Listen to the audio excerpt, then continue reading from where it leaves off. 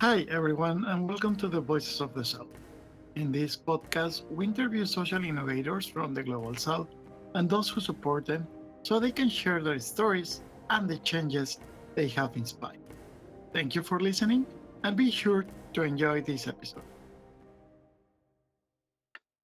Today, we have the chance to chat with Alvian Guardana. Alvian is one of the voices and the founder of Literasi Anak Banua.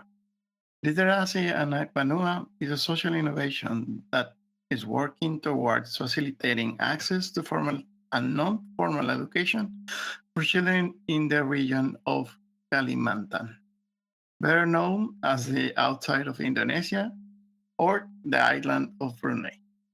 Since 2018, Alvin and his team has worked to achieve their goal of reducing the educational gap among the children in Brunei by offering different workshops to the children. These workshops are designed to be fun and interactive so that the children participating in them can learn by play. As of now, literacy has impacted more than 1,800 children in over 17 villages in Brunei. As such, and without anything more to say, welcome Alvian to the Voices of the South. It's truly a pleasure to have you here. Hi, Carlos and the team. Thank you for inviting me for this amazing opportunity to share about my organization, all the experience, especially for fighting literacy for indigenous people's education. No, definitely the pleasure is ours. But how about we start with the interview? So I talk a little bit about the project. I talk a little bit of what you're doing is really focused on education and reducing the educational gap between children that have or are in a vulnerable environment, and I suppose, well, not suppose, and children that have more opportunities, more privileges. But I would love to hear from you. What is literacy for you? What is how it started? What's the goal? What's the inspiration of the project? All right, maybe I will start about how this project is happening right or how this project started. So in 2018, I shared this literacy activity to rural village in South Kalimantan at that time. And to start, my team made a simple game with instruction written on the paper. But after I placed the paper around, I noticed there were a few children that started to read the instruction. So from that moment, I realized that the literacy and education are important issues that require a lot of solution and hard work to be resolved. And we know that reading is a crucial thing, and I could see that too. Therefore, I was moved to change the status quo and had to gain the crucial skill they need to boost their potential. I realized that there was a big gap between rural and urban areas in South Kalimantan after attending various competition and seeing the facility that people from urban area had access to. I also realized that the rural village children needed extra attention from parent and teacher, judging from the condition they had been through as rural children with kinesia and levisu. So from the moment I built an NGO they call Literasi Anak Banua itself to focus on non-profit quality education and care in remote area, throughout free tutoring, building library, and many more. So literacy itself for me is very important thing because for the children in remote area, literacy is very crucial. Why? Why? Because it can gain of uh, a lot of social representation and can be displaced to make a bigger chance for the individual or for the children itself or the future of the generation, especially from the remote area. Because literacy is the basic foundation to know and to get a better knowledge for everything or for the multi-spectrum perspective in everything. Maybe that's from this stuff. Yeah, definitely. It's yeah, being able to read is a basic foundation, especially in this digital world and visual world that we have. Where if you don't understand what is in the science, if you don't understand what is in the books, you're gonna have a really considerable disadvantage.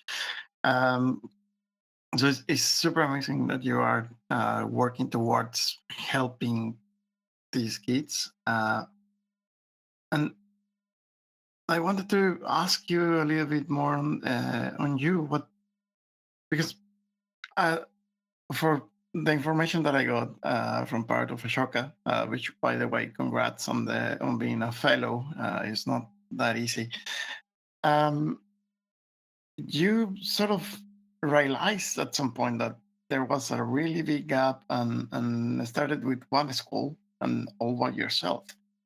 Uh, what what was the feeling sort of that inspired you to change the reality that you were seeing? Alright, so at the moment in March of 2018, when I was start to build our NGO, along with my 5 friends that often participate in many national competitions and championships, we stopped for a moment to look back on how South Kalimantan or South Borneo ran its education system. Realized that it was the right time for us to give something back to South Kalimantan. We feel it is crucial thing. We feel this is our time to contribute as the young generation, as the part of the next generation itself. And then we start a Literasi Anak Banua. So from that moment, from the feel of the need of the community itself, from the need to give a best contribution as yet, we try doing the best of Literasi Anak Banua itself. Yeah, it's definitely yeah. Well, I mean, any motivation is a good motivation to do these kind of projects. But you're talking about giving back. What you're talking about, you as a younger generation to start to give out to even younger generation behind you. It's amazing. You are already helping them have a brighter future, and you are how old? I'm pretty sure you're around the 2021. And now I'm 20, but when I was start literasi anak Bandung, I was 16 year old. Yeah, that's you started really young. Um, but you mentioned five coworkers. You mentioned five people that have been working with you. I don't know if you can explore a little bit more about them, what they do, how did they join? Have you ever had like a big change on your team or something like that? All right. So my team staff is we have a connection, especially before the literasi anak Bandung itself. So we have been joined especially for Forum Anak Daerah, Forum Anak Daerah. So it is a government organization that focuses on children's rights. And we see that there are some problems, especially in education sector for children that not get attention from the government itself. And we think that we need to work hard to be a part of agent of change for the education itself because the government can look at this crucial problem, especially in the remote area itself. Then we build Literasi Anak Banua. We try to collaborate with other people, other education, and all the things that can be collaborated at that time. At the time, we didn't have any kind of the financial resource, so we use our own money to build our library or our all the material we need to prepare. We also collaborate with the local village or local people at the village to build our own library, or we call that rumah baca, a small library that we use a host or home of the people inside that, and we provide the library material or uh, library things to gain back for the people itself. That is the start, and we try to collaborate with other people, young people, to empower them to be a young teacher with the vibe of the people and from the teacher, so they can teach the young people, the children, especially for the field itself. Maybe that's all. Oh, sounds like a nice story, a nice way of giving back. Um, well, during these early moments, you mentioned that the government wasn't really paying attention. I suppose that that was one of the early challenges that you had at the start, no? The lack of support from government organizations or for even local organizations that might have been focusing on the same topic, although not in the same way as you. I don't know if you can let us know a little bit more about the early days of literacy in Akbanoa, and how difficult or how easy it was for you guys to sort of start the ball spinning. Or it's really hard to start something right, to start the new thing, to change the condition or the status quo. So one of the biggest challenges, especially that happened to my team and Literasi Anak Banua and also myself, is that stigmatization of the young generation. So it can be hard that Gen Z is often seen as generation of the change expect maker. But the opportunity is all people may limit its spontaneous. And after that, instead of being looked down upon at a province competition, and at the moment when I meet the children who cannot write, I tried to come to across the problem that literasi and Benua team were taught that we are too young to handle the movement and to the children. And from the stakeholders to the understanding in the field itself, the first things there was often rejected, especially in the first rural village we visited itself. But we know well that it was me and my team's job to change the game and close the gap. I believe that the people or the organization that reject us can have make this dream come true through our collaboration. In the first field we visit, there's a non-formal Quran learning organization for kids that fail literacy in Banua would be distracted from studying in Quran. In response that we taught them that from long scale reading is also what God taught mankind to do in Al Quran said. So we also show a lot of video as a proof of how important is this movement is for children in the rural village, and basically confining the stakeholder and also the NGO and also the people about the importance of literacy no matter with the causing conflict. From that moment, we can to reach more village to give an example how we can be involved to make better education for them. And also, all this all the channels, the first village itself, it can be more uh, in our mindset. The first challenge is the first things that we need to tackle because when the first challenge that becomes, we being challenged by the all the material wages will be a problem, and we can make a bigger impact, sharp the systematic things to resolve the problem itself. Maybe that's all.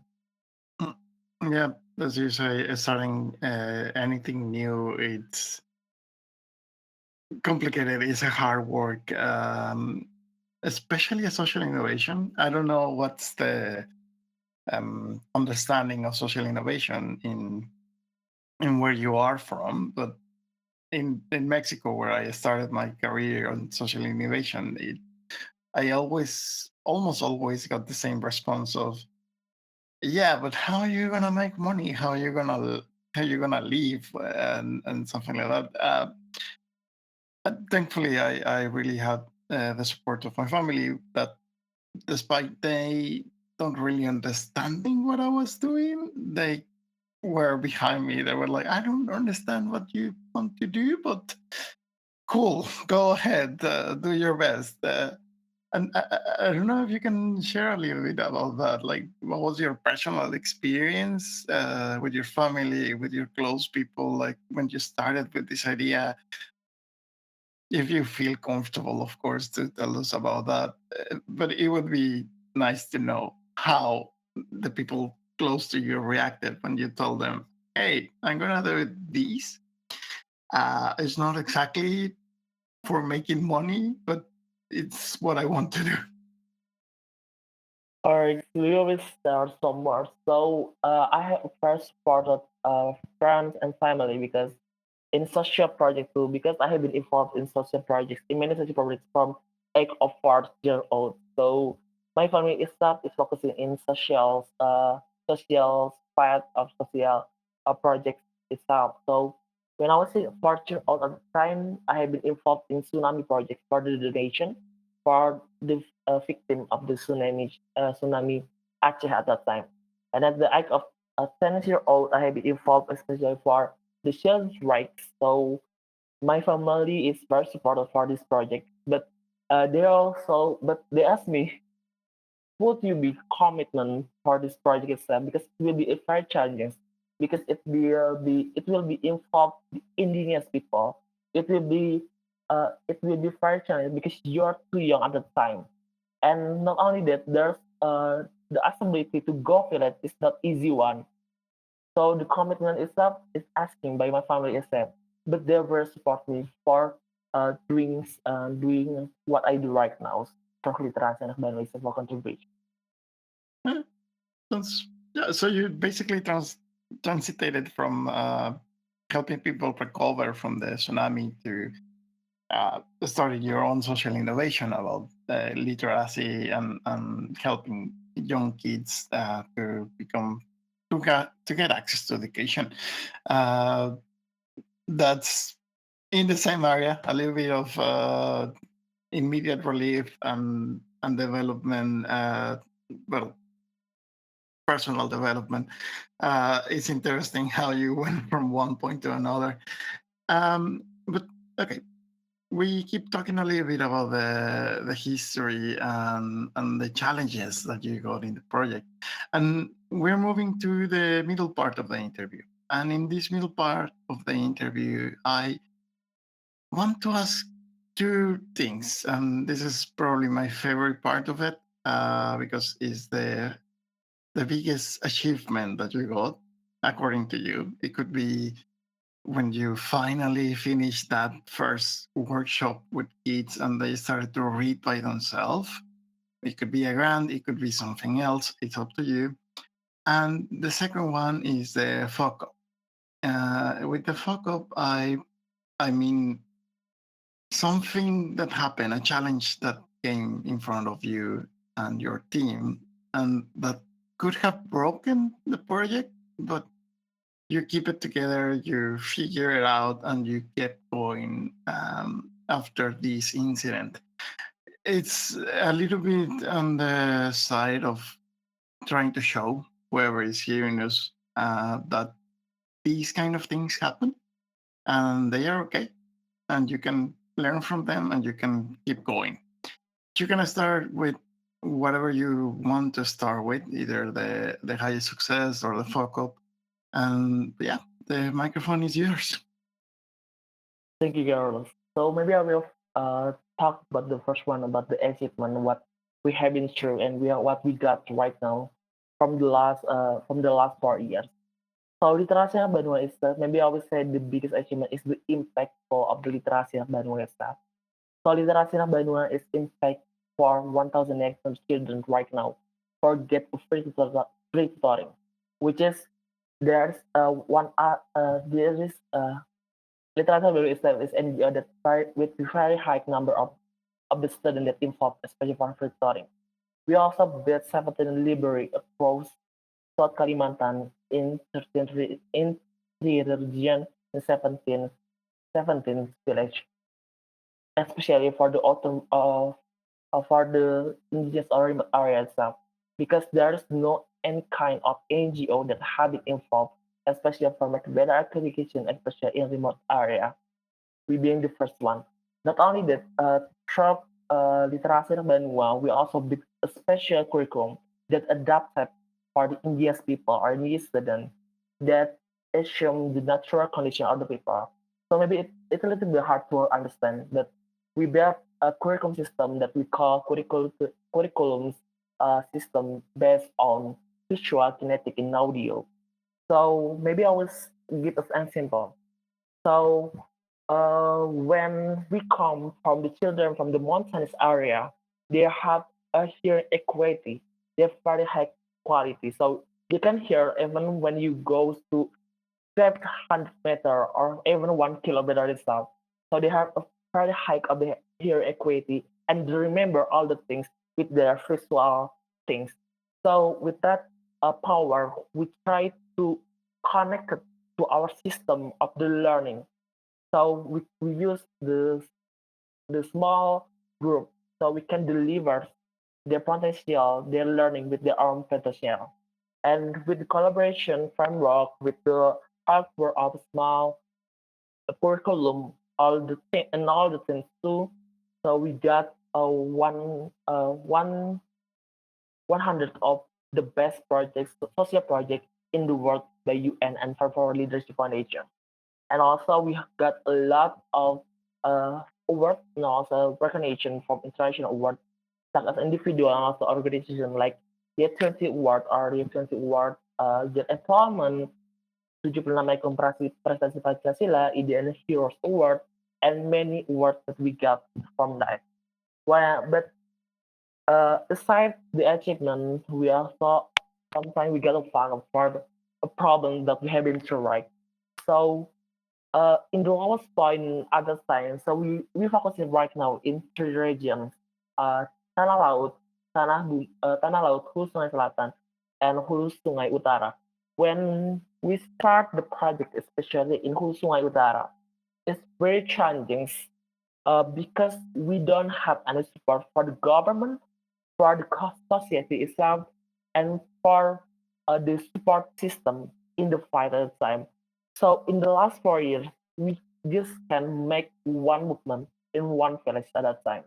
Why it happened? Because the people from the inside the area of the remote area in that area, it can't trust the people from the outside because they have been they have been they have been taught a long way to get the trust from the other people, and it's very fucked because we cannot make a bigger impact in that area.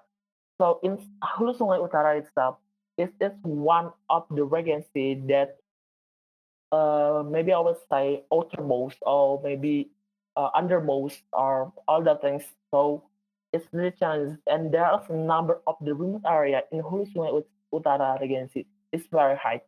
So maybe all right. So beside alongside the achievement one, we also give focus especially uh, for the problem or for the chance that really chance that we can learn from that time.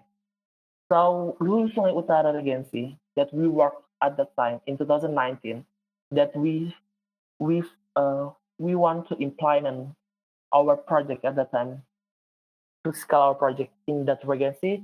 It's been challenges because we don't have any support from the government, from the society itself, and from NGO itself. So when we start to start our project in that region, it's been challenges because we don't have any kind of support from the all the party. But in that time, we just can make our project into one village or one remote area. It's been challenged and it's been sadly because the number of the Hulu Sungai Utara against the remote area is one of the highest number of the remote area. But we cannot do or go to there to implement our project itself. So it is a very important one because we have a lot of strategy. We prepare uh, a lot of strategy to implement our project, but we can implement our project at that time. But I learned, but we learned that it's not about how you ended up about rejected things or you don't have any support, but how you can implement all the things into the project itself. And also, it can be learned that we don't want to stop right now because the one rejection itself for the one region, but how we can continue our project, how continue our movement to make a bigger impact. Not only focus in one area or one region, but how we scale our project to another region without expectation for everything, but we continue everything itself. Maybe that's from cut. Hey, this is Carlos, the host of the Voices of the South. I hope you're enjoying the episode. We certainly enjoy having you here. This is a quick pause from the episode to ask you for your help. As you know, we are a small independent project that mainly survives from volunteering and donations. As such, we depend on the support of our listeners to reach out to more voices. So, if you like our work and would like to support us, please consider rating the podcast and sharing it. Thanks to these small actions, you are helping us to grow. However, and more importantly, you are helping others to know the stories and the impact of the wonderful people who are changing the world. Yeah, starting a project again, as we talked before, without any help on anything, it's super complicated. Um, Especially when the government, well, at least my experience from governmental help is usually that they want to not help you. Uh, that's, I suppose, for what I hear, is sort of the same situation that you were facing. That the government is like, yeah, yeah, we're gonna help at some point, maybe, probably never, but we will do it. Um, but let's talk a little bit about the success. You becoming the first organization working in the area that you are working. That there was nobody else. Uh, I would like to explore that a little bit more. How does that feel? How it feels to not be only pioneering on the topic, because as you said, you are one of the top movements, organizations in education in the region, in the whole Asia region, which is nothing small to say. It's where the majority of the population of the world is.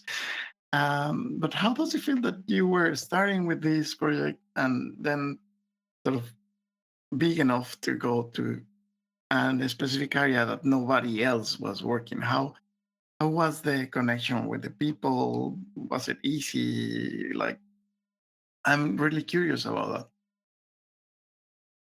Alright, so we feel great that we can implement our project, especially for Indigenous people. That maybe not all the people can get attention, especially for the Indigenous people itself, or for the area that there is no involvement for the part for the all the parties itself. That is the first one. So besides the grateful one, how we get the grateful one, how we can involve in the project or involved in the region or in that area, we also have a connection with the people itself. There are some of the moments that we got the learn. So when people say that we give a learn from for the children itself, but we know that we don't have just give a learn for the children from the children activity, but we learn about the life values. We learn about all the things that happen, especially for implementing our projects. We learn about culture, we learn about the traditional activity, and all these things. So I feel so grateful that we can involve our project, especially for the villages in the area that not have been involved of all the parties. So maybe that's all right. Yep, it's definitely a special thing to feel and to do. I totally agree with you. But let's move a little bit further to. This was entirely focused on the past. This was entirely focused on the history of you and the project and your team. But let's move to one of the final parts of the interview, which is the future. Uh, what's your goal in the coming months or years? What's the goal of Literasi Anak Banua? And how more or less are you planning this? What you already got the Shoka Fellow award slash recognition, which is probably one of the biggest awards in social innovation fields. As you say, you are one of the most important and successful projects in education in the region. What is next? It seems that you have done so much in a relatively short time. Are you planning to go to another country? Are you planning to extend? I'm curious. Tell me a little bit about the future and what is going to happen. All right, maybe I will say about maybe what I love about our future, our visions. So, Literasi Anak Banua is not now focusing on building our website, but it's on our process. So on our website there will be a module. So a module that's focusing especially for make an education learning system, especially for Indigenous students. So with our model that will be spread through our website, so we will call for another youth for around Indonesia. We will try around Indonesia the first one to implement as the local youth itself to implement the project in the area. So with this one, we hope that our model can increase the literacy number or the illiterate or will reduce the illiteracy number. Not only that, we want to collaborate more for the not only in the national context of collaboration, but also in the regional and also international collaboration for make better education system for any student itself. So we know that Indigenous people us find that their life in the common life, that in the competition life. So we need to understand and we need to push the regulation to make an education system, especially for Indian students, that will be recommended for the government itself. So maybe that's us some points. So we will make a model that will be spread in uh, across Indonesia through a website. The second one is we want to collaborate with all the things that all the parties that we can be involved in national, international, or regional content. And the third one is we want to make a recommendation, or even we want to post regulation, especially for English education system that will be a different from urban education system with remote area urban system itself. Maybe that's all. I'm glad to hear that you're gonna start to create specific models for people that are in a rural area and for people that are in a urban area. As you say, education is it doesn't seem like, especially when you are on the basic of education, but it's definitely a different approach, and people are different in the way they learn and in the way they interact. So I'm really glad that somebody's starting to think between the differences to educate in different contexts. But let's start with the last part of the interview. And I want to ask you, what would you recommend to new social innovators that are starting? You have been working in the business, so to say, for quite a long time, and I think you could give really good advice or advices if you want to towards the people that are starting, towards the people that want to change something in their community. Okay, maybe I will like some input. Maybe it will be more Chinese, Chinese, but it will be more little bit confused for me. But let me think about the innovations, business innovation for the remote areas. So I have things, I have a plan to.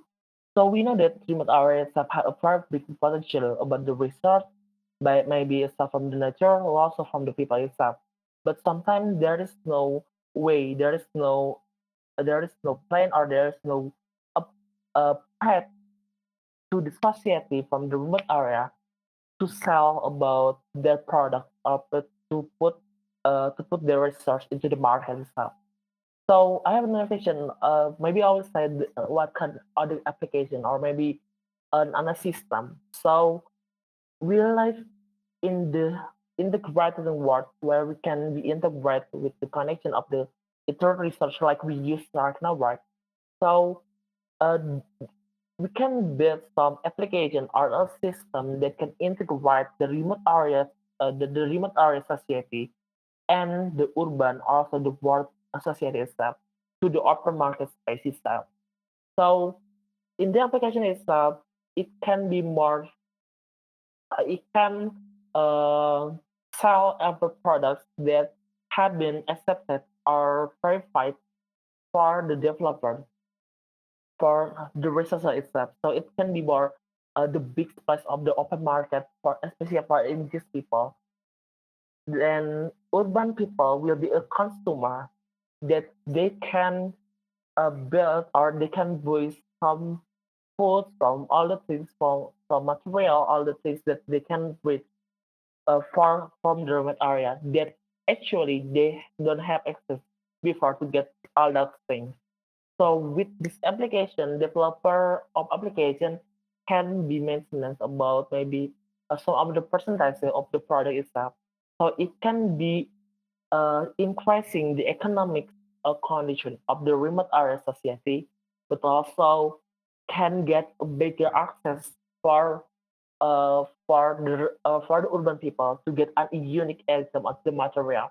So it can be improved all the things, but it will be more challenging because the signal or the connection facilitator that will be facilitated with the program itself to make a bigger impact and and to handle the challenges. Maybe that's for me a social innovation, a source social innovation that I think right now to empower youth are especially for remote area. It sounds like a really good advice. Thank you.